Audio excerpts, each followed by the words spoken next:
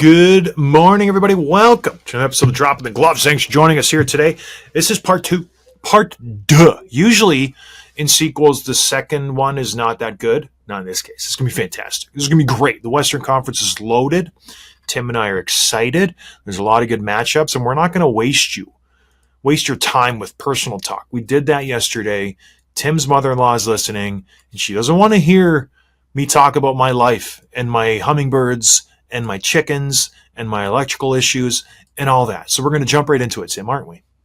Yeah, we're going to start with, I think, what is the best first-round matchup in any of the conferences. It's the Dallas Stars versus the Colorado Avalanche. There's a whole lot to be excited about. The Rantanen thing, not the only thing, obviously.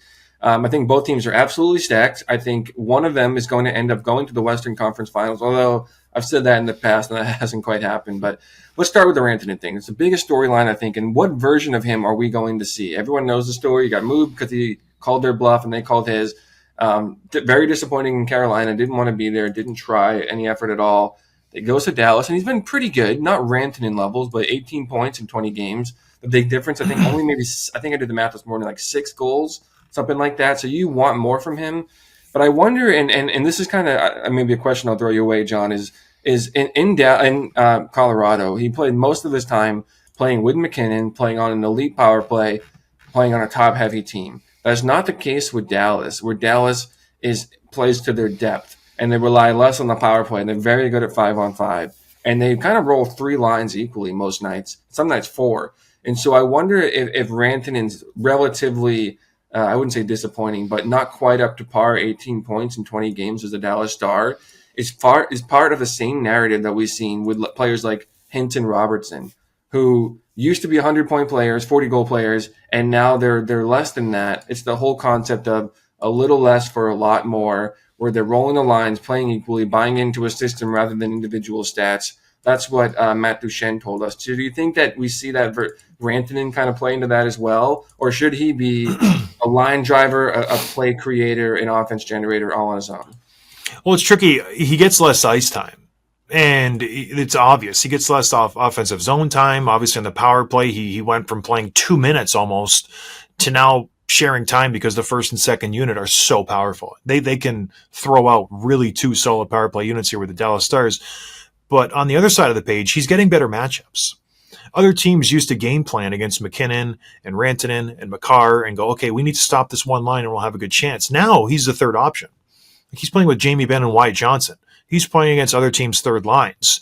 So that's a net positive for him in my eyes. And it just all goes down to your mentality.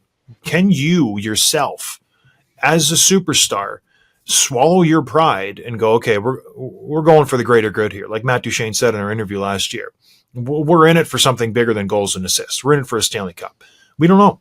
We don't know if he has that in him because in Colorado, he was the guy. Even with Nathan McKinnon doing what he was doing, it was Rantanen was driving a lot of that. So it's yet to be seen. It didn't work out in Carolina and hasn't worked out in Dallas very well, but maybe he's a playoff guy and he's going to, rise to the occasion. So I hope so, because this team is hell of a deep team. Yeah, so let's talk about the Stars for a minute. You have Jason Robertson, who was one of their most important players, if not the most important player on their offense. He was injured last night. He left the rink in a knee brace in Nashville. Not good. And so someone pointed this out. The Stars lost their final 7 games of the season, even though they didn't rest any of their forwards during those 7 games. So this wasn't a matter of like jumbling the lineup or thinning it out to sacrificing no, they rostered their players, and they included the full lineup in game 82 of the season where you'd already had your position in the first round matchup. And you compare that to a team like the Colorado Avalanche, like the Florida Panthers, the Hurricanes, the Oilers, all resting their stars. And now you have one of their star players is injured. So and there's no timeline yet, at least not that I've seen. I don't expect they'll miss that, but then you have at least, at a minimum, a nagging injury to a key player. Is this just mismanagement of roster? Like, why does that bother you at all? Yeah, I think it's a mistake. But when you have like we just said, when you have that many stars, who do you sit? Like Jason Robertson isn't exactly old, so if you think you were going to bench some guys, it would be Ben and Sagan and Duchene and give them some rest. So the odds of Robertson playing are high, but it's the game. It is what it is. Yeah. You could have maybe sat him out and held him out, but it's a fluke accident that the kind of crummy thing is they start the playoffs on Saturday. So Right. there's no time to rest. If he's out, that's a big hit for this team. He's obviously a huge player, so that'll impact this series if he's not able to go. Both Robertson and Miro Heiskanen, by the way, is ruled out for game one. And if you're ruled out for game one, like a week ahead of time, it means you're probably ruled out for 2 and 3 too. It means it's not really close.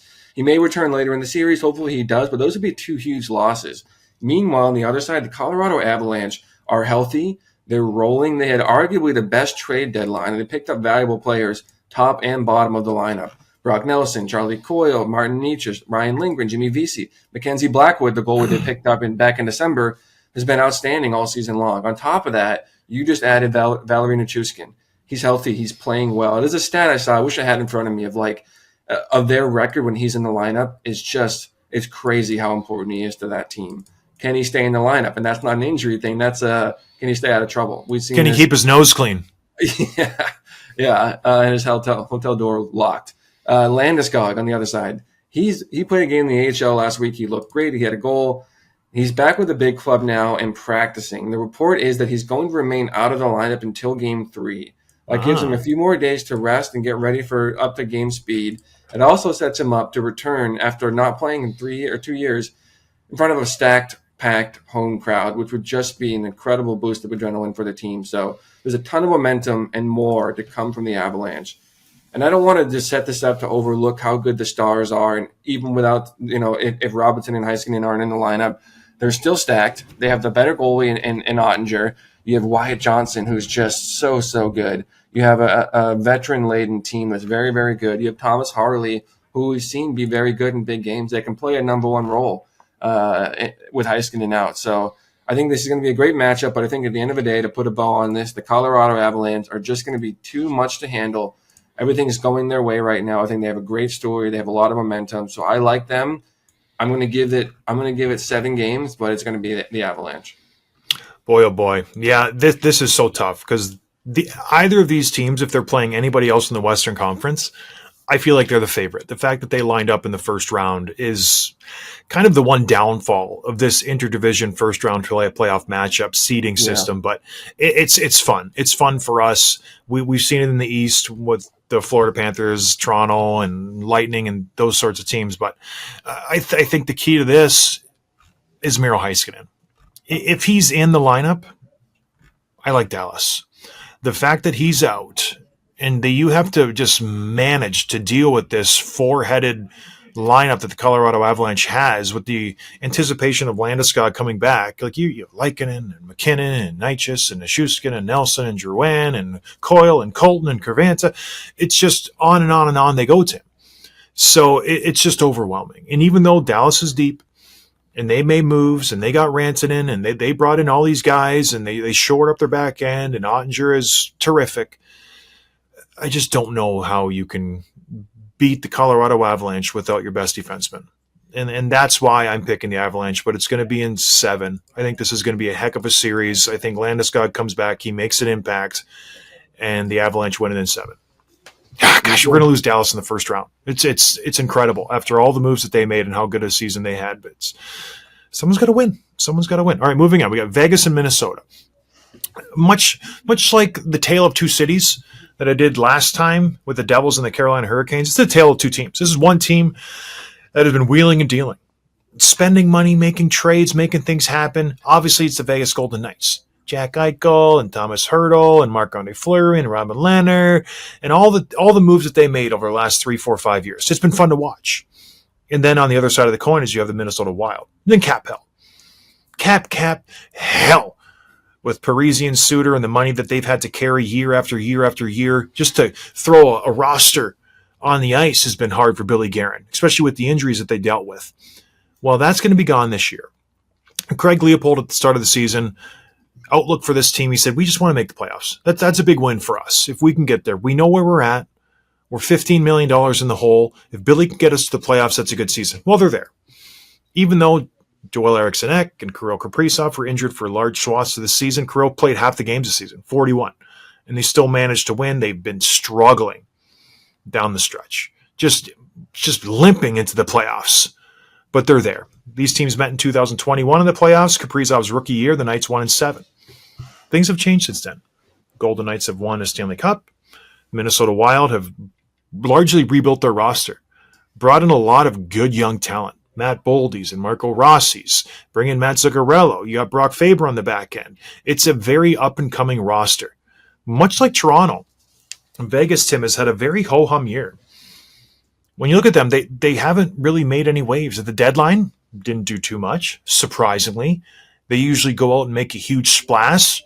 I can't think of a move that they made. Brandon Saad? Other than that, not much. Correct me if I'm wrong. But what this team does, and maybe why they didn't make any moves, they score a lot of goals. They can move that puck, and they can put the puck in the net. They're second in the league in goals per 60 with 10.99. They got the second best power play in the league, fourth most shots on net. They got a veteran team. Most of the guys have won a Stanley Cup. When you can throw out two lines of Eichel and Stone and Hurdle and Carlson and Barbashev to all of the first two lines, and you have just the studs in the back end who feel like they've been there forever, and Peter Angelo and Theodore, and you add Noah Hannafin, then you have your Stanley Cup champ goaltender and Aiden Hill. It's a team. This team doesn't have any weaknesses, Tim. They're just there. You know what I mean? And they're good. And there was no issues this year. And I feel like they're primed for a Stanley Cup run, don't you think?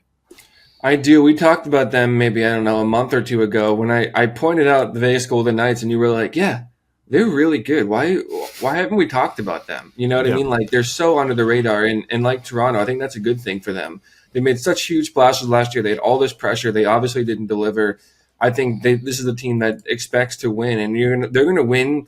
You know, they could win 2 rounds playing 10 games total, and be like, oh my God, how did we forget how good this team was? Well, how did we overlook them? So, yeah, and I like Minnesota a lot. There's a lot to like about this roster, and even Brock Faber and Bouillon joined the team too. Like, their future is bright, but it starts this summer.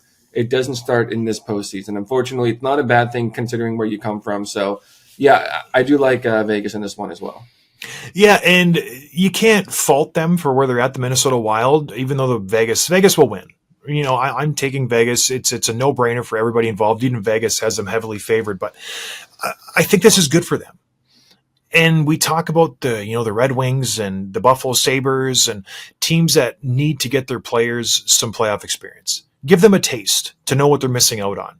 This is great for the Wild. This is great for those young players to go in and see what it takes to win. See what a championship team looks like. Because when you look at this roster, they have the ingredients for success. You got the star defenseman in Brock Faber. You have the star forward in Kirill Kaprizov. You have those ingredients, the secondary scoring in Matt Boldy. But you need to know what you need to do to win. And I think this will be good for them in this playoff series. They're going to get waxed. They're going to lose 4 straight. It's not going to be close. I think so. I don't think that, well, everybody can see they don't have the horses. They don't have the depth. They don't have even the goaltending. I know their goaltending has been okay, but it's not there yet. They're going to get something crazy like $30 million or $40 million to spend this offseason, and then they'll be competitive next year. But it's good for them to be here. This is a great story. You mentioned Zev Bouillon coming in from Denver, their first-round pick last year. I will be interested to see if he gets some playing time. Hasn't played yet, but he's on the roster. Imagine if you can throw him out there with Brock Faber. That'd be very, very fun. This guy's a very energetic, lively, creative player on the back end. I think he had over a point per game in college for 2 years at the University of Denver, so he would be fantastic back there. Get him on the ice. Let him feel the pace of the NHL playoff experience. I think it's great. I think this is what Minnesota needs. They got to the playoffs. It's a good story, but this is Vegas's time. My prediction is Vegas in 4. I think this is not even a close series. I think they win each game by 3 goals, and they will overwhelm the Minnesota Wild. The one good that could come from this, we could see Marc-Andre Fleury in the playoffs. As Vegas goes out and wins the first 2 substantially, you might see the Flower play game 3 or 4, which would be great. Playing against his former team, he's obviously going to retire. That'd be fun for him to get some ice time in the playoffs. That would be fun. And I think this is going to be a 5-game series. I do like Vegas. I could see Minnesota getting 1. And maybe there's one game where Kaprizov, has 4 points or something, and that's what it is. But, yeah, I don't think it'll be super close, so I'll take Vegas in 5. Yeah, they're just overwhelmed. So, yeah. All right, moving on. We're going to go to the Winnipeg Jets, the President's Trophy champion. The odds-on favorite for the Stanley Cup because they win the President's Trophy. And they're playing the St. Louis Blues, the winner of 12 in a row, the hottest team in the NHL until the last 2 weeks when they kind of stumbled and almost missed the playoffs with the Calgary Flames right on their heels, but they managed to eke it in with the last 82nd game win to get into the playoffs. Well, is this even going to be a series, Tim? Is this even close? It's going to be a series. The Blues have been a lot of fun. They've been a great story the last couple months. You mentioned the 12-game winning streak. You mentioned this, like the players that are getting hot at the right time. There's something to be said for that. But the Winnipeg Jets, they had one of those like dreamy, idyllic, nothing went wrong the whole season type. Like the Bruins of 2 years ago.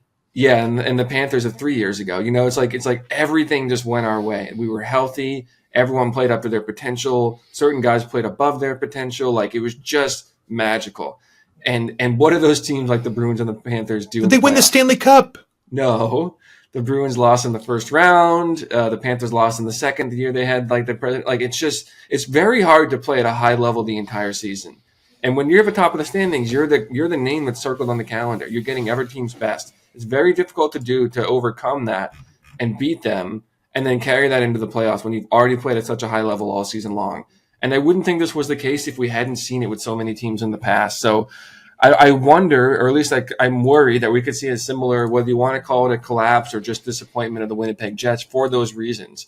And then I would say that's one of the main reasons. This is the popular upset pick, is the Blues over the Jets, which is basically an 8-1 seed if we were doing it that way. But you look at the Winnipeg roster, it's absolutely stacked. Kyle Connor, I didn't realize, 97 points, 41 goals. I think he's got, like, he's so underrated. Mark Scheifele is a legit number one center on a cup-winning team. Morrissey is playing at a Calder level. I think Hellebuck is the best goalie in the world. They have a couple of key injuries that could end up hurting. Ehlers is week to week. He's going to miss at least the start of the playoffs, so vague timetable, not a ton of details there. Gabe Vilardi is day-to-day. He's been out for a little while, but he could be back. And he may be ready to play as soon as game one, but probably, later in the series. So those are two important parts of their top six that's going to hurt them, make this a little bit closer on paper. Meanwhile, the St. Louis Blues have a lot to be excited about. You have Holloway and Broberg playing outstanding at the right time. Robert Thomas has been one of the best centers in the league in the second half of the season. He left with an injury the other day, but he's expected to be okay. I think it's just going to be a minor thing. He'll be back in the lineup. Cam Fowler's a name that they added. He's playing really well. The Holloway, Thomas, Kyrou line was just outstanding since the Four Nations tournament. So I think, to me, this thing's going to come down, even though it's basically a 1 and an 8, I think it's closer than it should be. It's going to come down to one thing, which is goaltending. It's hard not to think about what Hellebuck did last year in the playoffs. It's hard not to think that because it came out of nowhere last year. You know what I mean? Like, he played so well, and all of a sudden he just tanked. He just laid a big, bad, stinky one. And I wonder if he's going to do that again.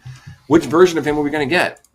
Because he's capable of winning the series. He's also capable of losing you the series. And will he adjust and learn from last year, or will he just prove that he's not a playoff performer? Because Binnington, on the other hand, is not as good, obviously, as Hellebuck. But he's a gamer. He's a big game goalie. He wants the pressure. He wants the spotlight. Binnington wants Scheifele or Connor to have a breakaway in overtime just so he can stop it. Like, that's the crazy wild man mentality that he has. And we saw that in 2019, and we saw that a couple of months ago at the Four Nations tournament, just to remind us that he still has that ice in his veins. So I think it's going to be which of those two guys is better, and that's going to dictate the series. Yeah, in the last 2 years, Connor Hellebuck, 10 games played. He's 2 and 8, save percentage 0.87, goals against of above 4. Yeah. Last year's goals against was 5.23. So he was just getting lit up left, right, and center. And it was the same for 22-23. So this is a case of who shows up. You need him to be good. You need him to be extraordinary. Because the Blues they're not going to roll over. I think you nailed it, Tim. This is a very, very good team. And if they were playing the way they were playing for the last 2 months, like, we're having a different conversation. They're in the mix for the Central Division Championship. So this isn't a typical 8th seed. This is a very, very solid team who has good young players throughout the lineup, but also really good grizzled vets. Colton Parayko, when they won the Cup, was arguably the best player on the ice. Ryan Suter's been there, done that. Nick Leddy feels like he's 100 years old, but he still skates the same way. Like Justin Falk is still a very, very solid player. And then you look up front, Robert Thomas and Nate, like they have a good lineup. But at the end of the day, you can't bet against the President's Trophy champions. And to me, it starts and ends with Josh Morrissey, friend of the show. He could be the most underrated defenseman in the NHL. The guy, he makes $6 million. He's a perennial Norris contender now for the last 3 years, and he just does his job, and he does it well. So he will be the difference maker, even though St. Louis will have momentum, and Jordan Binnington is a complete psycho and wants things to, happen to him, and he's going to create chaos when he's out there. I think Hellebuyck plays okay. I think the Winnipeg Jets win in 6 or 7. That's my prediction. While you were talking, I'm thinking I've been making pretty safe picks. I haven't really picked any underdogs in this, except for technically Florida is an underdog versus Tampa, but that's an even series. Same with Colorado. You know what I mean? I don't consider those underdogs. I'm going to go with the underdog here. This is the one time I'm really going to put my neck out there. The Blues. I just think they're hot at the right time. I think they're more well structured for the playoffs. And it's just a gut thing. So I know Winnipeg is by far should be the better team, but like you said, the Blues are a typical wild card team. They just had some struggles early on. So yeah, I like the Blues. I think they're better than a lot of teams in the East, for example, by comparison. So this would do it. Don't do it. I'm picking St. Louis, and let's see. I'll say 6 games. You don't even give Winnipeg 3 wins. You're just doing this just to be different, a contrary. There's no way they win this series. There really isn't. St. Louis was a fun story, but Winnipeg's better too. Winnipeg's definitely better. But I'll give it to you. I will let you lose this series because when we do the recap at the end of the first round, I will probably have gone 8-0, and you'll be 1-7. So it's not good. All right, moving on. The last series in the Western Conference. What's your pick on games? How many games? 5. So you don't think it's going to be close? All right. No, Winnipeg's just too good. They're just too good. Year. Okay, well, we'll see. We'll see how it goes up. All right, the last series. Stop me if you've heard this before. LA versus Edmonton. 4 consecutive seasons. 4 years ago, LA went on an amazing run, and they took them to 7 games, and they almost beat them. 2 years ago, Edmonton beat them in 6. Last year, Edmonton beat them in 5. So you would think Edmonton sweeps them in 4 the way things are going. Well, not so fast. This is not last year. This is not the same Edmonton Oilers that made it to the Stanley Cup Finals and went to Game 7. This is a different team, Tim. They're back to the old 2022 version, 2021 version, where they go into the game and they look at McDavid and Draisaitl and go, oh man, okay, I'm jumping on your back because the rest of the team sucks and we suck bad. We got nothing else but you two. And if you guys don't score 4 or 5 goals, we're going to lose, and we're going to lose bad. Goner, Warren Foegele. He's on the LA Kings. And these are names that maybe don't seem important, but last year on their Stanley Cup run, they were very important. They were good players that did a lot of dirty work and goal scoring and secondary things for the Edmonton Oilers that are gone now. So Goner, Foegele and McLeod and Ryan and the aforementioned Dylan Holloway and Philip Broberg and Cody Ceci, they're gone. Oh, who were they replaced by? Young, up-and-coming players that were hungry and fast and had a lot of potential? No. We went out and got old, stinky vets that just suck. We got Jeff Skinner. Oh, but he's veteran. He's played in the playoffs. Guy's never played a playoff game. Terrible year. We got Adam Henrique. We got Victor Arvidsson. We got Kapanen.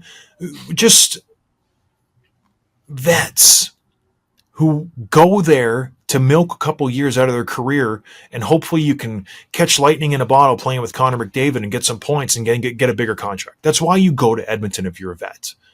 With that potential. Skate alongside those guys. It didn't work out this year. This team stinks. Other than those top 2 players and Evan Bouchard, there's nothing to look forward to. Stuart Skinner, last year, revelation in the playoffs. Played fantastic. Won Edmonton some games. He was terrific. Well, it struck midnight. Cinderella has lost her slipper, and Stuart Skinner stinks again. He is back to that good old goaltender that's unreliable, throws up a gem one game, and then throws up a stinker the next game. How can you rely on a guy like that going into the playoffs? You can't. This team is that team again. They got bad defense. Darnell Nurse stinks. Matthias Ekholm is hurt. Evan Bouchard has never been known for his defensive acuity. They're bad. Their offense is terrible, other than the top two guys. And they used to have some supplementary guys, Hyman and the Nuge and Kane, and some guys who were good. All those guys are having down seasons. So they don't even have that this year. And it's a recipe for an LA domination. It really is. When you look at LA, well, who is this team? They're kind of a surprise. Second place in the Pacific, snuck past the Edmonton Oilers. This is an Anze Kopitar team. It really is top to bottom. It's a team that's good offensively, but doesn't go out there and ruin its game just to try to get points on the board. It wins the game, and it wins it in a good, responsible way. They pride themselves on accountability, responsibility, but they have some skill to them. This is a very skillful team. When you look at, they got Kempe, you got Kopitar, you got Deneau, you got Doughty on the back end. You have some players who can do some special things, but you would never guess just because they play the game so well. And they've been lacking goaltending in years past. They got a great goaltender, Darcy Kemper. He's playing fantastic. And they're just terrific at home. They got home ice advantage. You know their record at home, Tim? Don't. What is it? I don't know. I just asked you. No, it's 31-5-4. Okay. They have lost 5 games at home in regular time. That's outrageous. That's outrageous. And in the regular season, you know what they held McDavid and Draisaitl to in the regular season? 2 points all season long. Arguably, well, Draisaitl didn't play 2 and McDavid didn't play 1, but still, they got a handle on these guys.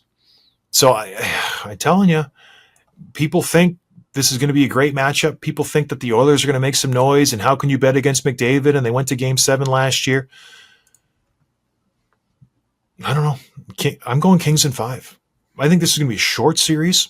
I think my X factor, Fogle, Deneau, and more, I think they shut down that top line. And by shut down, I mean they limit them to 2 goals a game. And if you can do that and stay out of the box, and LA will, they're a very disciplined team. They'll stay out of the box. They won't give them that opportunity to just dominate on the power play like other teams do.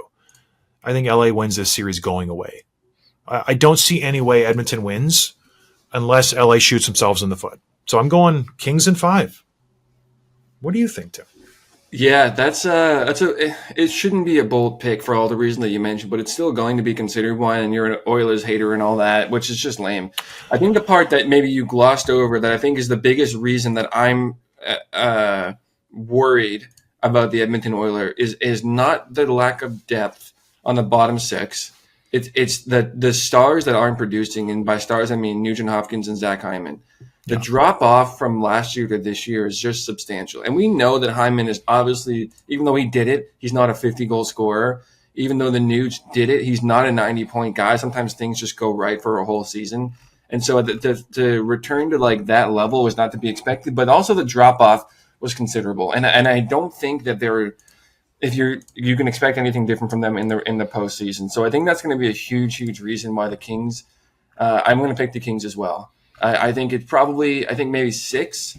And it's weird to think it's just for all the reasons you mentioned, and I agree with everything you said, but there's just the rational side of me going, I don't think that basically relatively the same teams can do it 4 years in a row.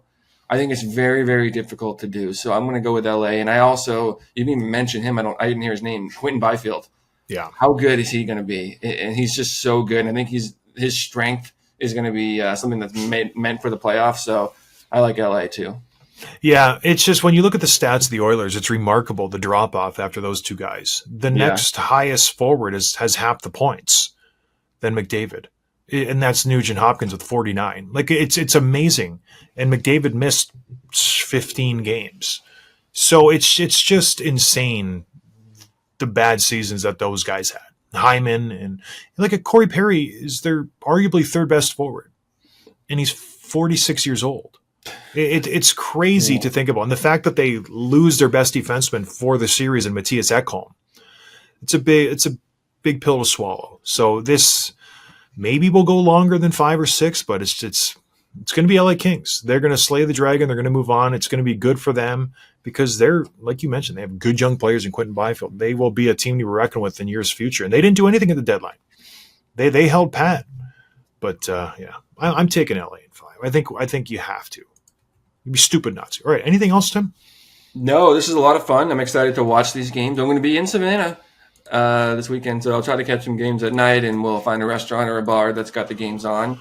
And enjoy. If your team's in the playoffs, I'm rooting for you, and I would love to know if your team's not in the playoffs, which series you're watching, who's your team, who you're rooting for. It'd be a lot of fun. Yeah. Let us know in the comments. If not, we'll talk to you guys on Monday. So have a good weekend and watch some hockey. Cheers, everybody. Have fun in Savannah, Tim. Thank you. I will. All right. Bye, everybody.